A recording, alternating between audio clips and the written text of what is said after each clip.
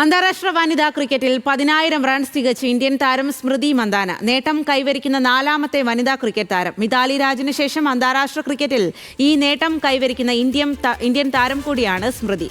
അഞ്ജു ജയപ്രകാശാണ് കൂടുതൽ വിവരങ്ങളുമായി ചേർന്നത്. അഞ്ജു, എന്തായാലും പരമ്പരയിൽ മോശം ഫോമിലായിരുന്ന സ്മൃതി ബാറ്റിംഗിൽ തിളങ്ങിയപ്പോൾ പുതിയൊരു നാഴികക്കല്ല് കൂടി പിന്നിട്ടിരിക്കുകയാണ്.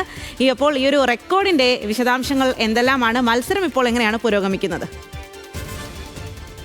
സ്വാതി, കഴിഞ്ഞ 3 മത്സരങ്ങളിലും സ്മൃതിക്ക് വലിയ തിളക്കം നേടാൻ സാധിച്ചില്ല. പക്ഷേ ഈ മത്സരത്തിൽ കാര്യമായിട്ടുള്ള തിളക്കം തന്നെയാണ് തേടിയെത്തിയിരിക്കുന്നത്. അതായത് അന്താരാഷ്ട്ര ക്രിക്കറ്റിൽ 10,000 റൺസ് തികയ്ക്കുകയാണ്.